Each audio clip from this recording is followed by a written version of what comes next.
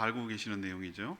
근데 영상에도 얘기하지만 우리가 이 글로 읽을 때와 만약에 다니엘 속으로 내가 들어가서 그 사람 입장이라면 이게 참 쉽고 단순한 문제가 아니에요.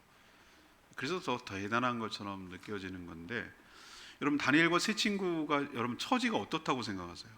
그가 처한 상황과 처지를 한번 생각해 보시자고요. 그 현실 속으로 들어가 보면 지금 이 네 명의 사람들은 유다 나라가 망했어요. 나라가 망했냐? 우리 대사 이런 얘기예요. 망했어요. 바벨론의 침략을 받아서 세 차례의 침략을 걸치는데, 첫 번째 침략 때 귀족들과 왕족들 일부 아이들을 끌고 갑니다. 포로로 잡아가는 거죠. 힘을 못 쓰게 하고 볼모로 잡으려는 거죠. 그때 다니엘과 세 친구가 왕족 귀족이었던 거예요. 그래서 끌려갔는데 그때 나이가 청소년. 학자들은 얘기하기를 15살 전후로 봐요. 16살. 그러면은 우리로 치면 뭐 중3, 고1? 뭐 요 정도 나이라고 보는 거예요. 지네는 다 컸다고 생각하는데 어른들이 보면 얼마나 무서울까요? 그렇죠? 아주 애로 보이죠. 자기는 다 어른이라고 생각해요. 그게 이제 사춘기를 통과하면서. 그런데 어른들 관점에서 보면 이제 뭐 형성될 그런 시기지 아주 미숙하잖아요. 어른들이 보면. 그때 끌려간 거예요. 근데 그때 딱 가보니 완전히 다른 환경이에요. 우리가 같은 대한민국이라 하더라도 제가 여기 처음에 왔을 때 정말 다르던데요. 여기서 태어나서 자란 사람들은 뭐 그렇지 뭐 이렇게 생각하는데, 전 서울에서 태어나서 계속 자랐기 때문에 여기 와서 보니까 모두 다른 줄 아세요? 공기도 달라. 공기. 알러지 비염이 생기더라고. 원래도 그래 안 좋았지만 이 막 삼나무 뭐 이런 것 때문에 고통스럽고, 태풍이 뭔지 실감나고, 하여튼 여러 달라요. 많이 달라요. 그런데 유다에 살다가 엄청 최소한 1000km 이상이 너무 떨어져 있다라고 생각되는 그 곳에 바벨론으로 딱 끌려왔단 말이에요. 다 달라. 다 모든 풍광 뭐 이런 것도 다 달라. 포로예요. 포로에게 뭘 잘해주겠습니까? 뭘 권세가 있고 뭐가 대우할 그게 있겠습니까? 아무 자격도 없는 거예요. 그리고 말도 달라요. 말도 그때는 히브리어를 이 이스라엘 백성들을 썼을 건데 그쪽에는 공용어가 아람어였어요. 아람어. 물론 뭐 어원이 비슷해가지고 비슷비슷하다고 말하지만 우리도 보면은 다르죠. 그렇죠? 우리는 방언만 해도 다른데요. 제가 기억하기로는 제가 여기 교회에 부임해서 온 지 14일쯤 되는 한 보름쯤 됐을 때 5일장 민속 5일장, 나 그게 너무 신기했어요. 요즘 세상에 5일장이 있다고? 제가 어렸을 때 할머니 따라서 4km, 8km 막 걸어가서, 어린 나이에 이거 따라가기 되게 쉽지 않습니다. 걸어서 따라갔던 좋은 추억이 있어요. 왜 힘들게 따라갔냐? 엿 먹을까봐. 좋은 뜻으로 말한 거예요. 엿을 사주시니까 그거 먹는 재미에 그 따라갔단 말이에요. 그런데 5일장 생겼다고? 그래서 가봤더니 제가 그때 문화 충격은 아직도 생생하게 기억이 납니다. 할머니들하고 막 얘기하는데 와, 한마디도 못 알아듣는 거예요. 한마디도. 이럴 수가 있나? 여기 대한민국 맞나? 난 순간적으로 여기 오키나와 온 줄 알았어. 오키나와. 그 정도로 충격이 어마어마했어요. 같은 땅인데도 이 정도인데요 뭐. 근데 완전히 말이 달라. 다른 말을 하고 있어. 그리고 철저하게 그들을 바벨론화 시키려고 교육을 시켜요. 일단 이름을 바꿔. 창시기 일제시대 때 우리가 아픔 있잖아요. 아픔이 네자로 일본식으로 바꾸는 거. 이름을 바꾼다는 건 그의 정체성을 바꾼다는 얘기거든요. 혼을 바꾸는 거예요. 혼을. 그래서 굉장히 저항했던 것인데 이름을 보세요. 싹 바꿉니다. 얘네들 전부 다 4명을 갖다 자기 섬기는 신들의 이름을 다 집어넣어요. 그래서 이름을 싹 바꾸. 벨드사살, 다니엘이 아니라 벨드살로 바꿔요. 그리고 철저하게 바벨론 동화 교육을 시킵니다. 그들의 학문, 그들의 언어, 그들의 서적, 그들의 가치관, 그것을 주입시켜가지고 완전히 겉만 유대인이고 속은 완전히 바벨론 사람으로 만들려고 철저하게 교육을 시키고 철저하게 관리 감독하고 이런 상황이에요. 이런 상황. 저는 자꾸 이렇게 막 누르고 억압한다고 생각했는데 저는 오늘 말씀을 보면서 또 다른 측면에서 유혹이 있다고 생각해요. 어떤 측면이냐면은 이왕 이렇게 지사 이렇게 된 거, 이왕 이렇게 된 거, 나도 나라는 어차피 유다 나라는 망했고 희망이 없고 여기서 성공해가지고 출세하고 한 자리 해가지고 잘 먹고 잘 살 생각을 왜 안 해보겠어요? 어린아이들이. 여러분 일제 시대 때 여러분 독립 뭐 영화 이런 거 한번 보세요. 그 사람들 암살이라는 거 그 영화를 보세요. 당신은 왜 그렇게 배신했어? 독립이 이렇게 일찍 올지 몰랐지. 이렇게 대사하잖아요. 이완용이요? 이완용 그 평전을 보세요. 이완용. 우리 맨날 매국노 얘기하지만 이완용 전에 쭉 글 쓴 거비 하면 그런 훌륭한 충신이 없어요, 세상에. 근데 이 사람이 뭘 했냐면 딱 판단한 거예요. 이렇게 보니까 돌아가는 걸 본 거예요. 어디에 붙고 어디에 해야 내와 우리 자손과 가문이 잘 먹고 잘 살까를 생각한 거예요. 그래서 얼른 일로 붙은 거예요. 굉장히 정세 분석과 판단이 빠른 사람들이에요. 일제가 망했어요. 어디에 또 붙어야 될까? 미국? 반공주의? 딱 그걸로 바꾼 거예요. 얼마나 빨리 돌아가서 잘 먹고 잘 사는데 포커스를 둔다면 그렇게 할 거예요. 저는 자꾸 뭐 이름도 바꾸고 막 이렇게 압력을 가했다고 생각하는데 우리 이렇게도 한번 생각해 볼 수 있어요. 이 네 명의 아이들이 이왕 뭐 이렇게 되고 이렇게 된 마당에 다 잊어버리고 여기서 철저하게 더 바빌론화해서 내가 여기서 출세하고 성공 한번 해보리라. 일제시대가 됐어. 어차피 뭐 망하고 이제 일제가 다 할 거니까 더 일본 사람처럼 해가지고 더 지독스럽게 일본화 해가지고 내가 한번 한 자리 잡고 출세하리라. 왜 이런 유혹을 못 받겠어요? 친일파들이 그렇게 성공했는데. 이 양면의 압박과 그 청소년기였기 때문에 가치관이 동시에 주입되는 그런 상황에 처해 있다 이 말이에요. 그런 가운데도 자기 주장을 할 수 있다? 어린애가? 이거 쉽지 않다는 걸 제가 설명드리려고 이 얘기를 하는 거예요. 근데 이 아이들이, 이 어린아이 같은 청소년들이 기특하게도 자기 조국에서 받았던 그 신앙의 영향을 받아서 어렸을 때 그렇게 받아서 그런지 오늘 8절에 보니까 이 다니엘뿐만 아니라 새 친구도 마찬가지일 거예요. 뜻을 정했다. 무슨 뜻을 정했냐면은 자기를 더럽히지 않기로. 더럽힌다라는 것이 이게 세탁의 개념이 아니에요, 여러분들. 이거는 그 율법에 관한 것이고 죄에 관한 것이고 그런 거예요. 이스라엘 백성들은 어려서부터 레위기를 묵상해 보면은 정한 것, 부정한 것이 딱 결정되어 있어요. 이것을 터치하면은 시체를 만지는 순간 부정하게 되는 거예요. 음식도 부정한 음식이 있고 정한 음식이 있어요. 그게 딱 구별되어 있어요. 여기서 더럽힌다라는 것은 때 묻는다, 옷에 때 묻는다 이런 개념이 아니라 자기를 말씀에 접촉되도록, 말씀을 위배하도록 살지 않기로 그 뜻을 정했다는 뜻이에요.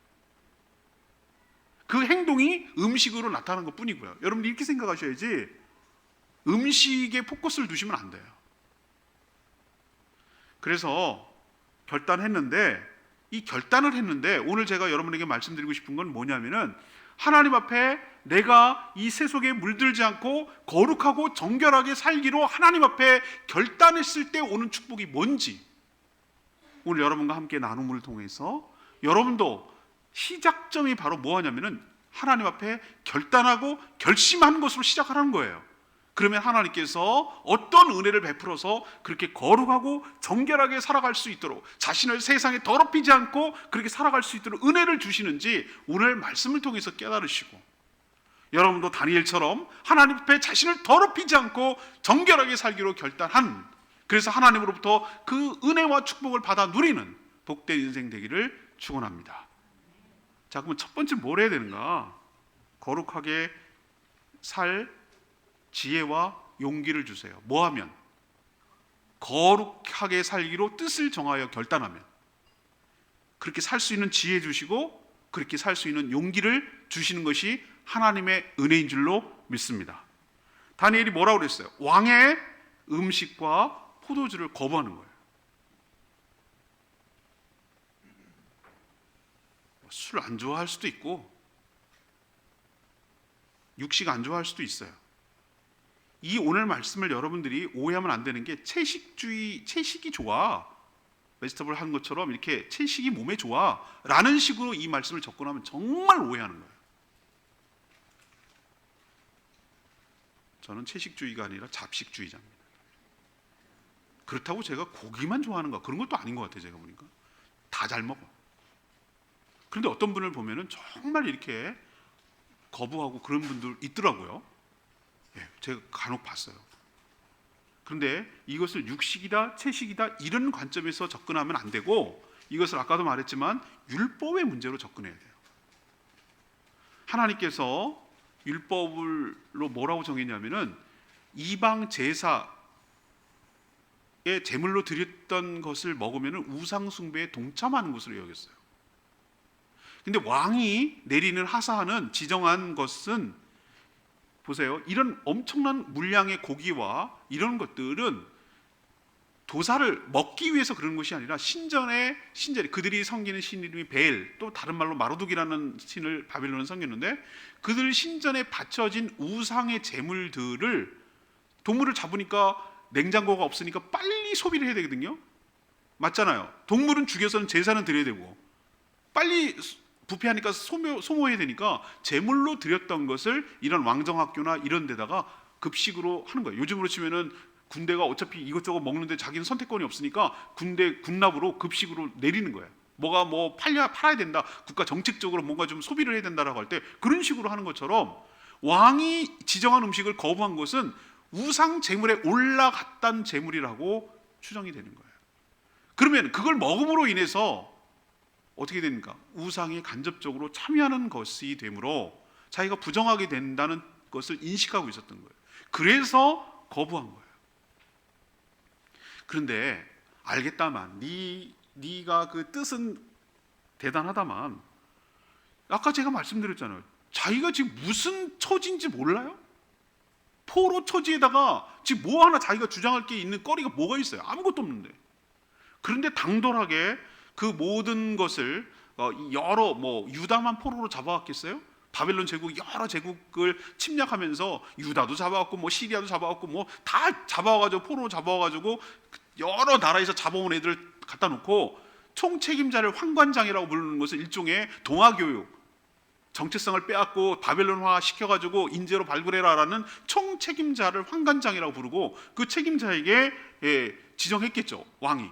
그리고 했는데 그 환관장 총책임자에게 다니엘이 당돌하게 제가 음식 안 먹겠습니다. 전체 안 먹겠다는 얘기가 아니라 그 고기와 않겠습니다. 물하고 채식만 주십시오. 라고 간청을 하는 게 얼마나 환관장 입장에서는 황당하겠냐고. 그리고 이놈 봐라. 이 건방지는 이게 어디서 이렇게 먹고 안 먹고 주는 대로 먹지. 니네가 뭔데 안 먹고 이렇게 나올 수 있잖아요. 우리 오창호 선생님 군인이지만 군인들은 선택권이 없어요. 주는 대로 먹어야 돼요. 먹는 것도 전투력이에요. 안 먹으면 그게 문제가 돼. 먹는 것도 먹어야 돼요. 근데 요즘 애들이 하도 입맛에 가지고 맨날 PX 가서 먹으니 이게 문제라고 하는데 옛날에 그런 게 있어. 다 먹어야지 뭐. 너는 너가 아니야. 너는 국가의 재산이야. 병기고 선택권이 없어. 너는 그냥 먹으면 먹어야 돼. 이렇게 나오는 것이지. 지가 뭔데 안 먹어요. 이건 싫어요. 반찬 투정하냐 말이에요. 그건 있을 수 없거든요. 말도 안 먹어? 이렇게 되는 거예요. 그럼 포로 주제에 어린애 주제 이 하나 없애. 이렇게 하면 할 말 없잖아. 그가 들어줄 수 없는 이유는 또 있었어요. 왜 그러냐면은 10절에 보시면 자기가 거절해요. 이 환관장이 뭐라고 거절하냐면 10절에 이렇게 합니다. 환관장이 다니엘에게 이르되 자기도 오너가 있잖아. 왕이 있잖아. 내 주 왕을 내가 두려워한다. 그가 너희 먹을 것 너희 마실 것을 딱 정해놨다. 지정해놨다. 근데 그거 안 먹어서 너네들 얼굴이 초췌하게 되면 얼굴이 상하거나 몸이 부실하거나 그렇지 않으면 그리고 딴 아이들하고 비교가 돼버리면 딴 아이들 똑같이 먹은 애들하고 비교가 되면 내가 뭐가 되냐? 내 목은 두 개냐? 내가 그거 문책 받을까봐 공무원들이 제일 무서워하는 게 문책. 법대로 하면 돼. 그게 옳고 그르면 문제가 없어. 법대로 지키면 문제가 안 돼요. 법을 어겼을 때 모든 문제가 되는 거지. 항상 공무원은 그래서 보신주의라고 그러잖아요. 그냥 법대로 하면 돼요. 법대로. 내가 만약에 그걸 안 했을 경우 난 하는 대로 했는데 제가들이 저렇습니다라면 문책이 안 당하지만 왜 너 지정한 거 먹으라는 거 안 먹였어? 그럼 내가 문책 당하잖아. 야, 안 돼. 나는 그렇게 할 수 없어. 라고 거절했어요. 왜 그러냐면은 이 환관장의 목적은 뭐냐면은 읽지 않았습니다만은 4절에 왕이 뭐라고 명령 내리냐면은 흠이 없고 용모가 아름다우며 모든 지혜와 통찰하고 지식에 통달한 학문에 익숙한 자를 데려오라고 그랬거든요. 이게 만드는 게 목표예요. 양성 목표. 그렇기 때문에 지적으로도 똑똑한 애들뿐만 아니라 외모적으로도 왕 앞에 서야 되기 때문에, 왕의 신하들이 되기 때문에 흠이 없고 용모가 아름답다. 아름답다는 게 미적인 개념이 아니라 건강하고 왕이 보기에 흡족할 정도로 외형을 갖춰야 되는 것도 환관장의 미션이었기 때문에 왕의 명령으로 때문에 거절하는 거죠. 저는 이게 당연하다고 봐요. 제가 이거 얘기를 드린 뒤에 얘기가 더 중요해요. 이건 당연한 얘기예요. 당연한 반응이고. 그러면 여러분 다니엘이라면 어떨까요? 다니엘 입장이라면 어떨까요? 이렇게 한번 했어. 어떻게 할 거야? 안 되는구나. 포기. 에이, 주는 대로 먹어야지 뭐. 어쩔 수 없다. 이렇게 나가는 게 대부분의 사람들의 그 당시 모습일 거예요. 근데 제가 말씀드린 건 뭐냐면은 뜻을 정했을 때 하나님께서 그 뜻을 이룰 수 있도록 지혜와 용기를 주실 줄로 믿습니다. 거기서 포기하지 않았어요. 그리고 황관장 밑에 누가 있냐면은 각 나라들마다 예를 들면은 교장 선생님이 있고 담임 선생님이 있고 유다의 자바원회를 담당하는 관리자가 있었어요. 관리자. 누가 말하냐면 11절에 보세요. 황관장이 다니엘과 하나냐, 미사엘, 아사랴를 감독하게 한 자. 이 사람은 황관장이 아니에요. 하위 계급에 있는 하위 관리예요. 그러니까 그 아이들, 유다의 포로 아이들을 잡아서 관리해야 될 관리자가 있었던 거예요. 근데 다니엘과 이 세 친구를 관리할 자에게 포기하지 않고 다니엘이 가서 요청합니다. 또 청합니다. 용기를 내서 12절에 이렇게 얘기하는 거예요. 청합니다. 당신의 종들 열흘 동안만 시험해 보십시오. 채식을 주고 물만 주게 하십시오. 그리고 13절에 만약에 열흘 동안 테스트를 했는데 우리 얼굴과 왕의 음식을 다 먹는 소녀들의 얼굴을 좀 비교해 보십시오. 그래서 만약에 결과가 당신이 보기에 안 좋거든 당신이 하라는 대로 다 순응하고 따르겠습니다. 감수하겠습니다. 라고 제안을 하는 거예요. 저는 이렇게 제안할 수 있는 것도 대단한 용기이고 이런 제안을 할 수 있는 지혜도 하나님이 주신 줄로 믿습니다. 하나님은 어떻게 은혜를 주시냐면요, 그 거룩한 뜻을 작심을 했을 때 그 뜻을 이룰 수 있도록 쉽게 포기하지 않도록 담대하도록 계속 요청할 수 있는, 자기 주제에 그렇게 할 수 없는데도 불구하고 요청할 수 있는 그 담대함과 용기를 주실 뿐만 아니라 그 뜻을 이룰 수 있도록 하나님께서 어떻게 하면 좋을지, 어떻게 해야 될지, 어떻게 요청하고 어떤 내용을 요청해야 될지 그 지혜까지도 함께 주실 줄은 믿습니다.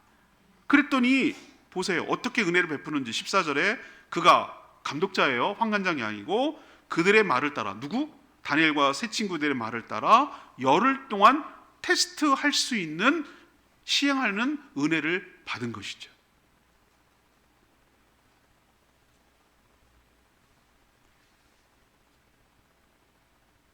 오늘 여러분에게 도전하는 건 뭐냐면은, 우리가 다니엘을 통해서 뭘 도전받아야 되냐면은 우리는 이런 생각조차 못해요.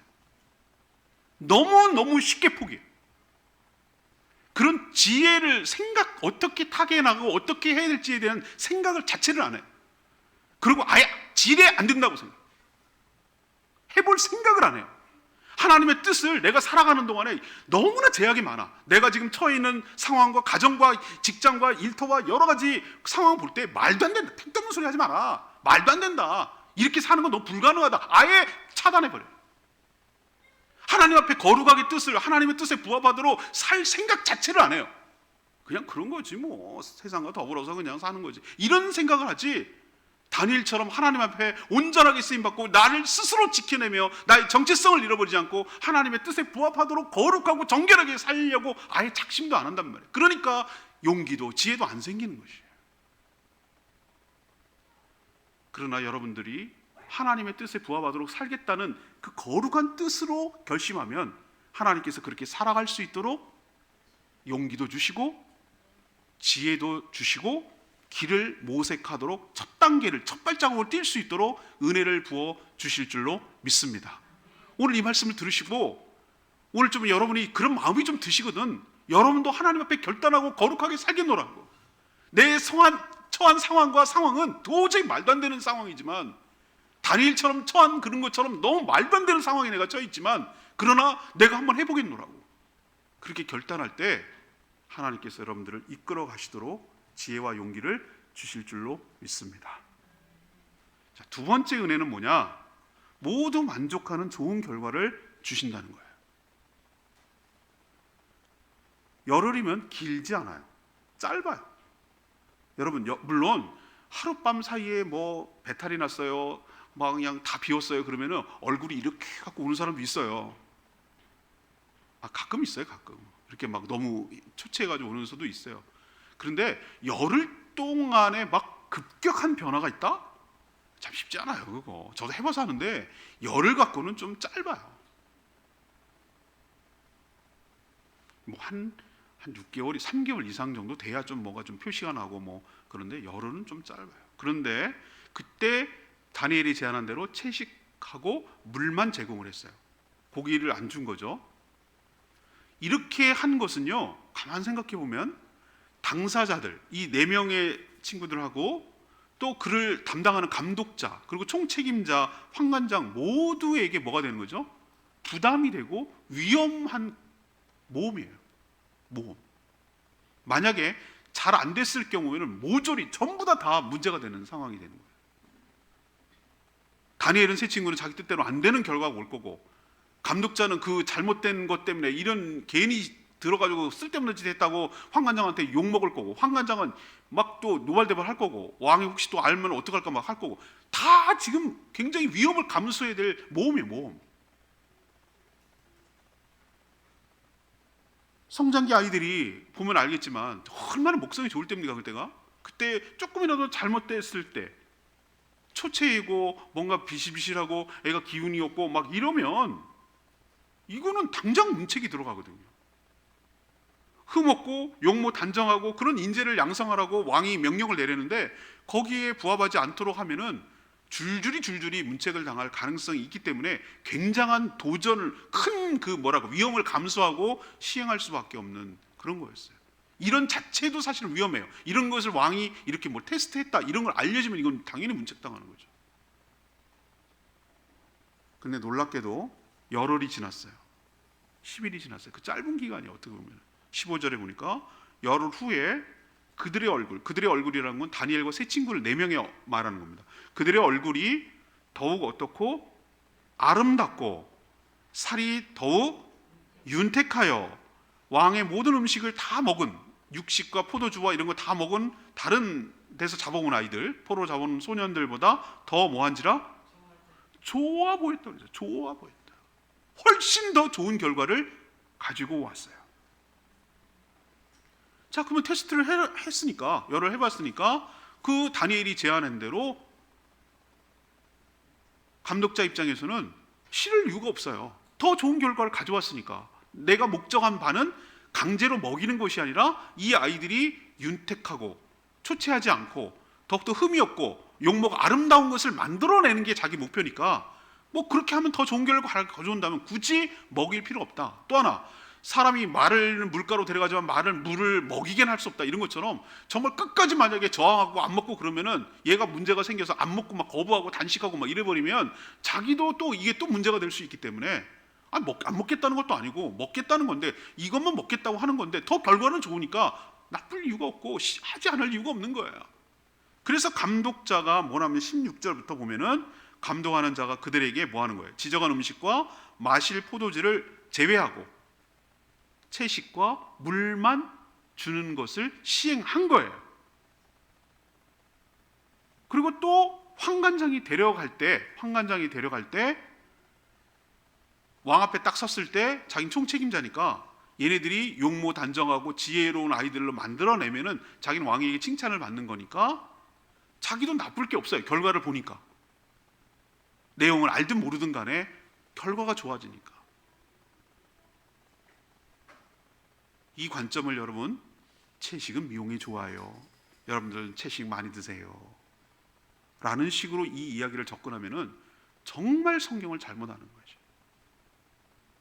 그게 아니고 오늘 저는 9절에 그 힌트를 얻을 수 있어요. 하나님이 누가요? 주체가 누구라고요? 하나님이 다니엘로 하여금이라고 말하는 것은 다니엘 때문에, 다니엘로 인해서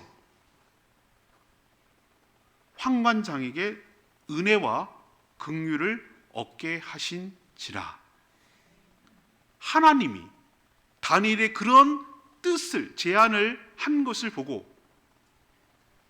황관장에게, 감독자가 한 일이에요. 황관장이 한 일이 아니에요. 그런데 황관장이 원하는 대로, 왕이 원하는 대로 자기 목적에 부합하도록 자기가 잘 키워냈다는 것을 인정받도록, 그래서 다니엘도 만족하게 하고 황관장도 감독자도 모두가 다 만족할 수 있도록 좋은 결과를 이끌어내도록 은혜를 부어주신 주체가 하나님이신 줄로 믿습니다. 여러분이 세상에서 여러분이 하나 제안 드리고 여러분에게 권면하고 싶은 게 있어요. 제가 가끔 어떤 분 보면 나는 신앙을 지키겠다고 정말 세상 사람들과 불편하게 함으로 인해서 어려워지게 더 만드는 분들이 있어요. 그래서 오히려 그 신앙 때문에 더 불편하게 만들고 더 욕하게 만드는, 회사는 회사들의 목적이 있는 거고 기관은 기관대로 목적이 있는 것이에요.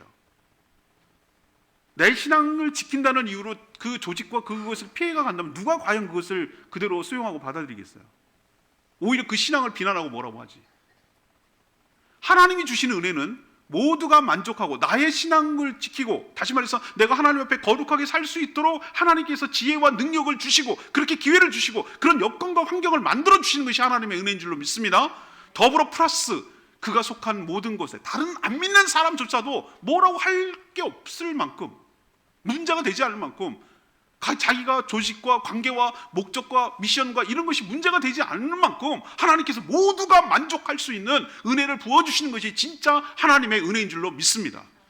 내 신앙 지키겠다고 여러 사람 피해 주는 거, 그거 하나님 원하지 않아요. 그건 하나님의 은혜라고 할 수가 없어요. 그런데 많은 사람들이 그렇게 하는 것이 마치 무슨 독립주사 고문 받는 것처럼 내가 나 신앙 혼자 지키겠다고 하면서 여러 사람 관계를 깨고 여러 사람 힘들게 하는 것이 마치 신앙을 굉장히 잘 지키는 것인 양 말하는 거, 그거 오산이라고요. 잘못 생각하는 거라고. 오늘 하나님 말씀을 잘 귀담아 들으셔야 돼요.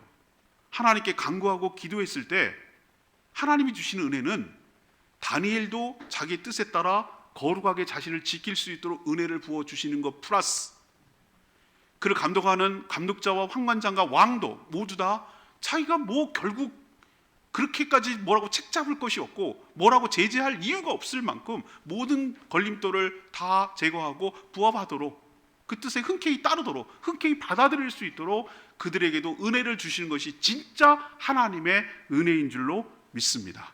그 주체가 하나님이라고요. 여러분도 이런 은혜가 여러분 삶 가운데 있게 되기를 원합니다. 그 첫 출발은 뭐냐? 하나님 앞에 거룩하게 결단하고 결심하는 것에서 이런 결과물이 가져오는 것이에요. 그런 것이 하지 않았다면 이런 결과가 유추되지 않아요. 이런 결과가 오지 않아요. 그냥 세상과 타협하며 세상과 구별되지 못하고 너나 나나 안 믿는 사람과 전혀 구별하지 못하고 똑같이 부어라 마셔라 먹어라 모셔라 이러가면서 그냥 하나도 차별함이 없이 하나도 구별됨이 없이 똑같이 살아가는 거예요. 여러분에게 하나님이 주신 은혜가 넘쳐나게 되기를 원합니다. 마지막 세 번째 은혜는 뭐냐? 존귀하게 쓰임받도록 은사를 부어주실 줄 믿습니다. 뭐하면? 거룩하게 살기로 결단하면. 왕정학교에서 3년 교육을 했어요. 3년 기한이 있거든요.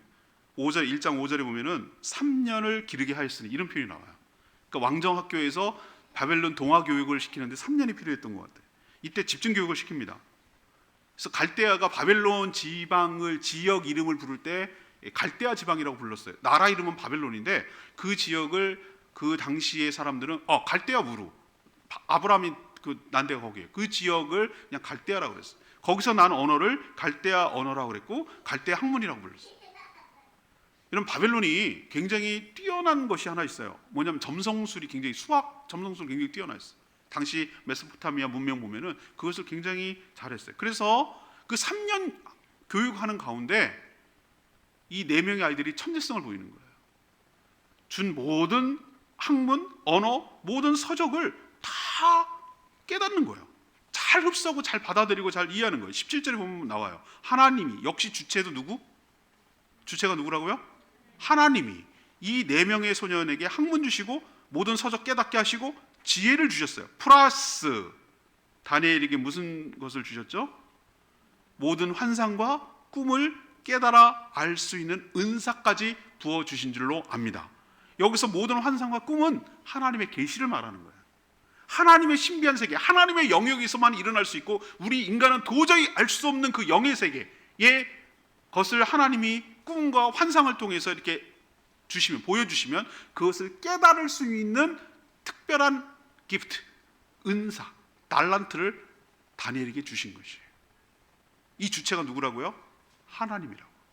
하나님이 지혜와 총명 플러스 세상에서 자기 뜻을 펼칠 수 있도록 기프트, 달란트를 하나님이 주신 것이에요. 저 다니엘 기도할 때 그 바이올리니스트 이름이 생각이 안 나죠. 한수진 자매 보면은 바이올린이 좋나?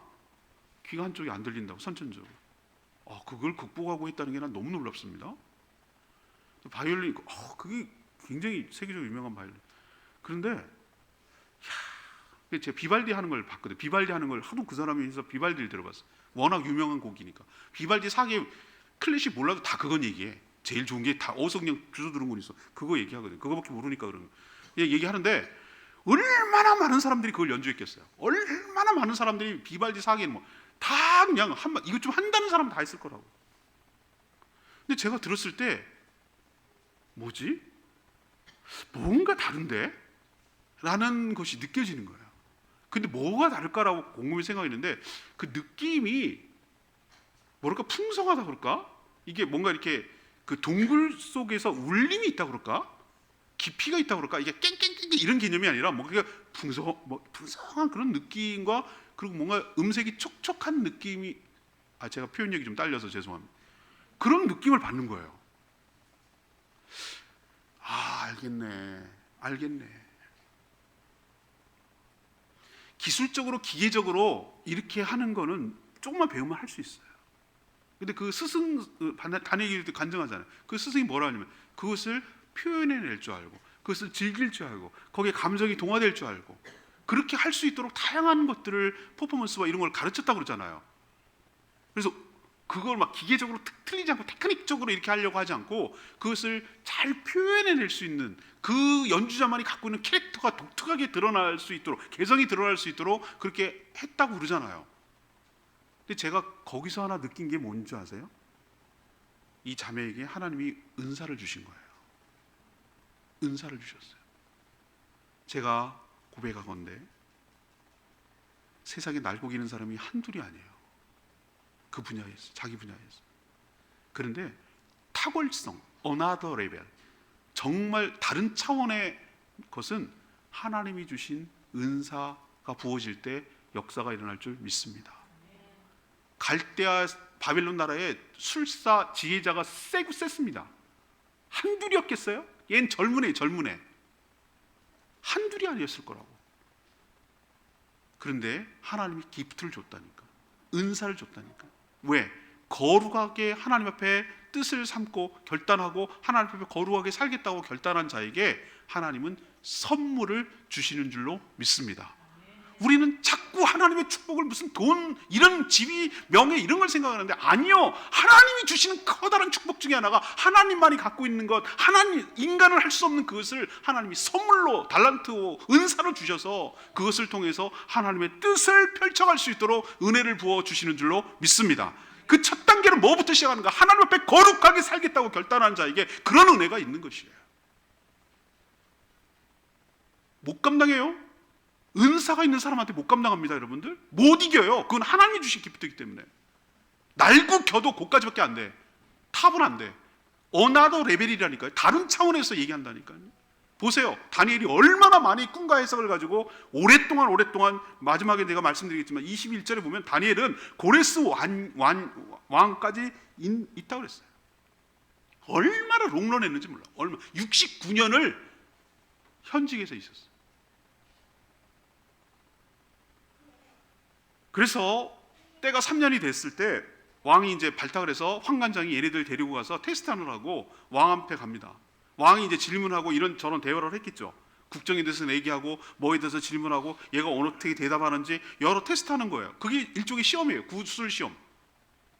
그럼 마지막 여러 가지 공부하고 테스트 해가지고 갔을 때 박사학위 제일 최종적인 것은 뭐냐면은 마지막은 뭐냐면 구술 테스트예요. 네가 디펜스 할 수 있느냐. 저도 학위 논문 쓰고 딱 가서 이거 하는데 이 논문 검사를 이미 교수님이 다 해갖고 와요. 그런데 마지막 면접이 중요해요. 면접이 아니라 면접이라고 우리 표현하지만 구술 테스트예요. 디펜스 하는 거예요. 이거 네 생각이야? 저한테 묻더라고요. 제 생각입니다. 이거 누구 생각 차용한 거 아니야? 아닌데요. 제가 생각해서 나온 건데요. 이게 현장에 있는 얘기였어? 이렇게 자꾸 물어요 저한테. 그건 뭐냐면은 그 논문의 진정성과 탁월성을 검증받기 위해서 테스트하는 거예요. 그런 것처럼 지금 왕이 이 아이들한테 지금 테스트하고 있는데 오늘 19절에 보세요. 왕이 그들과 말해보매 무리 중에 여러 애들이 있는데 다니엘, 하냐냐, 미사엘, 아사랴 이 네 명이에요. 같은 자가 없었다. 이런 애들이 없는 거야. 그래서 왕 앞에 서겠다. 왕 앞에 서게 한다는 게 무슨 왕 앞에 이렇게 섰다는 얘기가 아니라 왕을 모셔 쓰는 신하로서 등용을 했다 그 뜻이에요. 신하로서. 왕이 20절에 보니까 그들에게 모든 일을 묻는 중에 지혜와 총명이 온 나라 박수 술객 이 지혜자들이거든요. 이렇게 표현했어요 당시는. 우리는 박수하면은 샤머니즘적으로 생각하는데 그게 아니라 왕에게 조언하는 자문단, 고문단 역할을 해주는 거예요. 지혜와 어느 또 뭐라 그럴까 머리 역할을 해주는 거예요. 여러 가지 자문과 고문 역할을 해주는 거예요. 이런 자문단보다 10배나 더 나은 줄을 느부갓네살왕이 깨달은지라. 말해보니 이렇게 젊은 나이에 3년밖에 안 됐는데 탁월성을 갖고 있었던 것은 하나님의 은혜가 아니고는 하나님의 은사가 아니고는 설명할 길이 없어요. 그래서 이 세 명의 아이들은 발탁이 됩니다. 왕의 신하로 등용이 됐을 뿐만 아니라 아까도 말했지만 21절에 보면 다니엘이 고레스 왕 원년까지 있으니라. 여러분 이 고레스 왕 원년까지 있으니라 이 말 딱 들으면 별 아무 감동이 없으시죠? 그런데 고레스가 누군지를 여러분이 알면 깜짝 놀랍니다. 고레스는 바로 페르시아의 첫 번째 왕이에요. 그럼 페르시아가 뭐냐? 지금 바벨론 느부갓네살 왕이에요. 바벨론 느부갓네살 왕 아들이 벨사살 왕이에요. 벨사살 왕 때 메대 그리고 페르시아 연합군에 의해서 나라가 망해요. 벨사살. 그때 메대의 첫 번째 왕이 다리오 왕이에요. 다리오 왕. 다리오와 메대인데 연합군이었는데 이 메대가 바사에게 먹혀요. 사위 나라였거든요. 먹혀요. 그래서 결국은 어느 나라로 넘어가냐면은 최종적으로는 바사라고 부르는 페르시아로 넘어가요. 페르시아 첫 번째 왕이 고레스 왕이에요. 왕만 따져볼까요? 느부갓네살 왕, 벨사살 왕, 다리오 왕, 고레스 왕. 4명을 걸치는 거예요. 왕조로 쳐볼까요? 바벨론 왕조, 메대 바사 왕조, 페르시아 왕조. 3 왕조를 거치는 거예요. 우리로 좀 표현해 볼까요? 통일신라 시대, 고려 시대, 조선 시대까지 물론 압축해서 바로바로 넘어갔기 때문인데 그렇게 다 쓰는 거예요. 여러분도 알다시피 대통령이 바뀌면 전에 장관했거나 누가 했던 사람 다 내칩니다. 그게 난 문제라고 생각해요. 국정원 같은 게 전문성이 있기 때문에 계속 유지해야 되는데 전에 충성했다는 이유로 싹 갈아입고 싹 깔고 계속 연성성이 없는 거예요. 왜? 내 사람 아니라. 근데 왕조가 바뀌었어요. 바벨론에서 메대 바사로 페르시아로 바뀌었는데 다니엘은 그때까지 있으니라. 69년 신하로 있는 거예요. 탁월성이 유지되지 않으면은 그 전에 썼던 사람을 그 다음 왕조가 받아서 쓸 리가 없어요. 근데 얘기해보고 말하는 거고 일하는 거 보니까 어나더 레벨이야. 다른 차원에서 일을 해. 그러니까 얘를 얼마나 잘 쓰는지. 다리오 왕은 메대 바사 왕입니다. 메대 왕이에요. 다니엘이 사자굴 에서 죽을까 봐 전전긍긍해요. 인재 놓칠까 봐. 사랑하는 여러분, 내가 아쉬운 것이 아니고 세상이 나를 아쉬워하게 되기를 원합니다. 나의 탁월성을 인정하고 저 사람의 유능함과 저 사람의 인격과 저 사람의 모든 것 때문에 오히려 상대가 아쉬워하도록 하나님이 여러분에게 은혜를 부어주시기를 원합니다.